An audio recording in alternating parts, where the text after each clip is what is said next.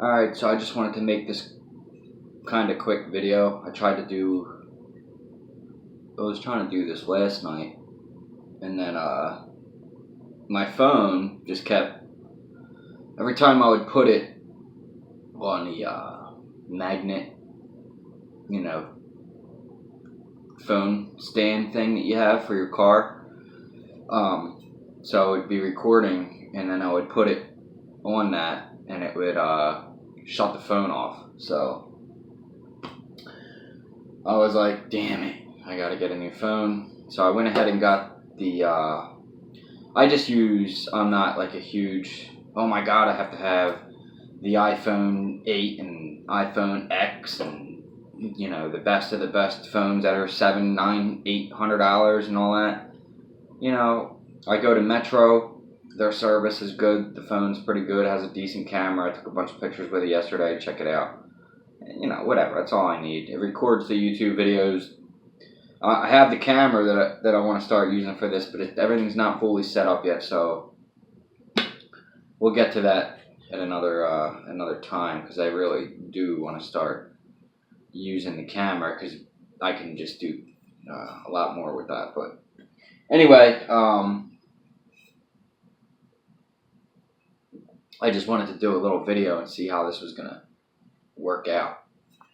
So I figured I would tell this story of when I was like 18 or something, and I used to own a custom body shop, and it was called Go-Go Customs.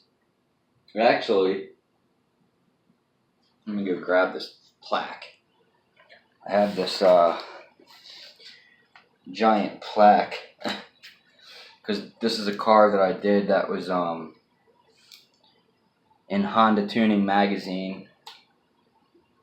The bottom part where it said Go-Go Customs, Honda Tuning Magazine. It was like May 2005 or something when this came out. But I did that. So I had this custom shop, so I was always I always had a cool car. I was always driving a cool car, shaved door handles, and, you know, molded body kits, and the shopping cart spoiler, and the spinner wheels, and the whole 9 yards. I mean, back in 2004, 2005, that stuff was cool, you know what I mean? Now, if you're driving around with spinners on, it's considered a hoop ride. What the hell? I can't believe anybody had those on their car back then, but this was during the time of like Fast and the Furious. So anyway, when it first came out, you know, by now they had like, what, 412 or something movies? It's ridiculous. The first couple were the best. The first one was the best. Changed everything, for me at least. So I had by the way, this is a Honda Civic. And if you look, it has the body kit is molded here on the side skirts, shaved door handles, you know, everything. We never shave the front bumpers, because, you know, it would always crack and break, and then they would come back. Oh my body kit's falling off. Well, your car is a centimeter off the ground. I mean, and you're hitting too much stuff, dude. It's not. I couldn't guarantee any of that kind of work anyway. So, which is eventually what ended up being the ultimate downfall too. I wouldn't shave a door handle now if they were paying me $1,000 a door. I mean, it's just not worth it. They don't last, and they're just, you know, custom work is cool and it looks fun, but it's not fun. And it's just a pain in the ass. So all that stuff you see on TV when they do all these crazy cars that are ridiculously, you know, and they do it in a week, that's because they have somebody on a 24-hour shift. There's like 10 guys working on these cars. I mean, it took me almost a year to do that car by myself. And the one part that took about 4.5 months to do, they didn't even put in a damn magazine. It was I had the Cadillac taillights in it, which go long ways. I actually put them cat eyes, and I shaved them into the trunk.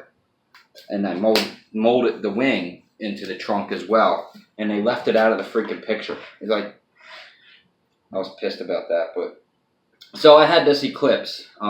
Same kind of deal like this one, except it had nice wheels on it, chrome, nice spinner wheels, and it was really fast. And the guy who owned the car let me use that car because he had took my Infiniti to Virginia. I had an Infiniti i30, I had a Honda S2000. I mean, I was 18 years old. I was making over $100,000 a year. So, it was a good time, and but I was, getting into a lot of trouble, hanging out with the wrong kind of people, especially in that scene. So, I went to a party in this lower Southampton area. It's right outside of Philadelphia. And I decided to take 9 shots of Southern Comfort and then get behind the wheel of this car. This is, by the way, this is nothing that I'm proud of or anything like that. There's a reason why I'm telling you this story. It basically changed my life pretty much forever after that. So I got behind the wheel of this car and we're driving down Street Road. And another Eclipse pulls up next to us at the light. And we start racing. I can't see the road in front of me. I mean, I'm double vision. I don't even know how I made it that far. And if it wasn't for what happened next, I probably would have been dead. Or killed somebody, or my friend, or worse, been paralyzed or paralyzed somebody, and something I would have never been able to live down for the rest of my life. But, so to cut it in half, we ended up getting pulled over. A cop got behind. We were racing, and this guy pulls off, and I'm like, what the heck? I'm thinking the next thing you know, there's police lights behind me. Actually, I wasn't thinking. All I knew was, I didn't know anything. I was so drunk. There was no thinking about anything. My brain was inoperable at that point in time. So we're getting pulled over. Cop pulls us over, and, he's license registration, and this isn't my car, so we're going through that whole ordeal. He's back at his car going through the paperwork, and then he tells me, driver, get out of the car. So all I remember was, alright, I had my keys on my lap, the keys to the car. And I go to get out of the car, and the keys had fallen on the road, on the side of the road. So when I go to bend, and when I get out of the car to go pick them up, I fall down, like flat on my face, pretty much. And then the cop's like, whoa, this kid's fucking wasted. So, he didn't give me a sobriety because I just admitted it to it. Like, dude, I cannot drive. I'm so drunk right now. And he obviously probably knew that by the smell of Southern Comfort leaking off my fucking clothes. I mean, it's just disgusting. I can't even believe I did that. But if it wasn't for this cop pulling me over and doing what he did, I mean, he could have ruined my whole life. He could have locked me up. He could have towed the car. He could have gave me DUI, underage drinking, reckless driving, racing through a red light, freaking, everything. But he didn't. He didn't do any of that. He actually let us go, believe it or not. So what he did was he let us sober up for about an hour. He was a sergeant. If I could find out what that cop's name was today, I'd go shake his hand because he changed my life for a good thing. It's being a police officer isn't about just, and I don't know, this is a thing of the past, I think, because most cops these days just want to, I'm wearing a badge, I got a gun, I'm bigger than you, I'm better than you. It's not about that. It's about helping somebody. It's about changing someone's life. It's about being a role model. It's about, just making somebody realize the mistake they've made, and that's what he did, and that's ultimately what it's about being. Enforce the law when needed, but he knew when to give a kid a break, and he knew I was a good kid. He just, it was a bad decision I made, and he was helping me get on track, and that's what he did. So he said to me, look, if you can get somebody to come here, and somebody told me years later that he was a roller derby guy, so I'm gonna try to look him up actually, and thank him for that. I don't know if he's still a cop or what, but I'm gonna see if I can find out who he is. But anyway, somebody told me he was a roller derby guy later on. I was like, that guy does roller derby. I'm like, okay. But anyway, he says if you can get somebody to come take this car and you and your buddy out of here, I'll let you go. But you cannot drive this car, and if you can't get somebody, we're gonna tow it and blah blah blah. So I'm calling everybody on my phone. Actually, I called one person. I'm thinking about calling everybody on my phone, but I call one buddy of mine who I knew he'd do anything for me at any time. He's my best friend. Mark Winky, his name was. So he comes to pick me up and drive the car. And the cop writes me a ticket for speeding and going through a light. That's the ticket that I received. And then I was to go to court, and he gave me ARD for the underage drinking. He didn't give me a DUI, which is absolutely crazy. Most cops these days would never do that. Not to mention they probably couldn't, but it was just it. If he didn't pull me over when he did, I would have killed somebody or seriously injured somebody. So it's hats off to that cop for that and recognizing whatever. I mean, to me, I think that he should have probably been a little bit more harsh, but he didn't. And maybe it was just the way it came off to him. I don't know, but for some reason he decided that he wasn't gonna go too crazy with me. So anyway, my buddy comes to pick me up, and he goes, "Dude, you didn't tell me that there's police here." He goes, "I've been drinking too." I'm like, "Dude, what the fuck?" He wasn't nearly as drunk as me. He just had a couple beers or whatever. But so he comes in. We're sitting in the car. Cops, he's still sitting behind us and stuff. We're getting ready to leave, and Mark gets in the driver's seat of the car. I'm in the passenger, and my friend Nick was in the back. And he looks over and he goes, "Dude, I can't drive a stick." I'm like, "You gotta be kidding me." He's like, "Yeah, dude, I never drove a stick shift." I'm like, "Well, you're gonna have to learn right now." So that's the day that Mark learned how to drive a stick shift, and that is the last day that I ever got drunk in my life, ever. Since then I was 18 years old, and after that I drink and have a few drinks and get a little buzz, but that was the last time I was drunk, uncontrollably drunk. I don't like the feeling. I don't like to drink. I don't like the way it feels to be drunk and out of control of my body and mind and stuff. So that was the last day that changed my life forever. And I realized very quickly that I could have really been a different outcome. And I'm so lucky that it didn't. I mean, so the moral of this story, and by the way, when we're on the way home, we get pulled up to where we live and stuff, and I puked out the car. And the guy who owned the car didn't talk to me for a year after that. He was so pissed when he found out. But we were friends now. But after that happened, he's like, "Dude, you drive racing my car." At that time, when I owned the shop and I did so much work to the car, I just kind of felt like, well, screw you, it's mine anyway. I was just, whatever. It was a bad time, and I just, he had my car, I had his, so, I made a mistake. And, he was probably being a hypocrite himself, because he was probably smoking blunts all the way to Virginia in my car, so. Anyway,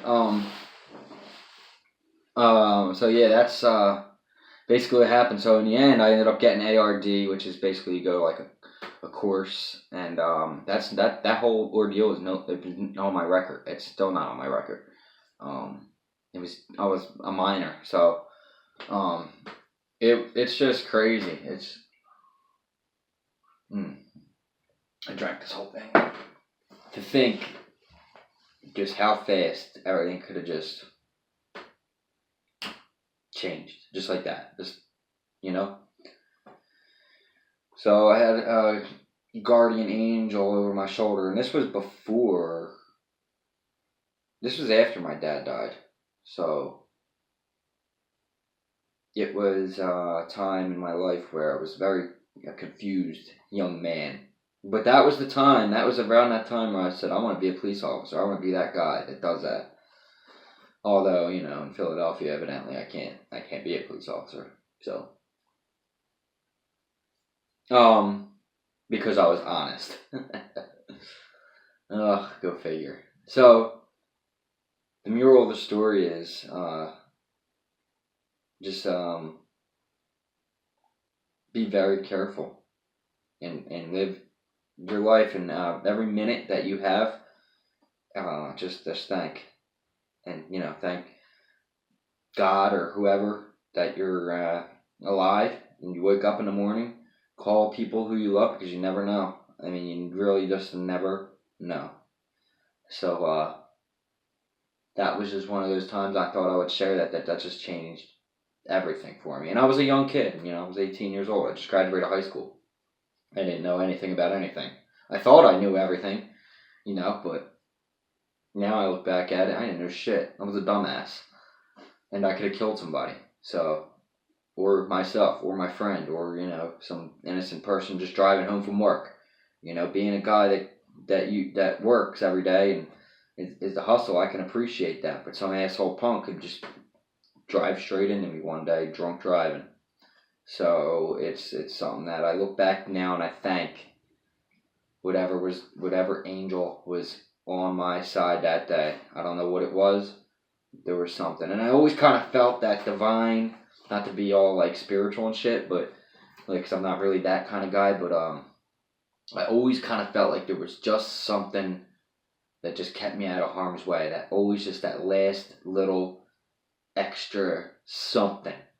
Like when I'm telling you that I'm driving down the road doing 110 miles an hour through a red light racing in a turbo Mitsubishi Eclipse that has 400 horsepower, and I can't see the road and it's double lined. I mean, I don't even know. I could have been on the other side of the fucking road for all I know. What in God's name kept that car straight? What it was, I don't know. I just can't tell you. It's just something. And it's just one of those things. And this has happened to me a few times, and I got a bunch of different stories to tell you. I mean, my life has been. It's been a wild ride so far, and to say the least. April, the date's on my arm, 26. I have a very sad story, but it's going to be the anniversary of it. So when I do that story, it might get a little crazy in here. But the anniversary is coming up for that, so I'm going to do that on that day. I think it's the 26th of April. So, but anyway, I just wanted to test out this new camera, shed a little light on my past, and something that's changed my life for the better. It made me realize very quickly that things need to change, and some kids grow up to change and take that lesson and live and learn from it, and some don't. I did, and very thankful for it now. I'm very thankful for that police officer. I'm very thankful for whatever it was that kept that car straight. I don't know what it was, but something was there. And that's it, guys. I'll catch you in the next one. Hope you enjoyed the video. You know the deal. I'll see you later. Peace.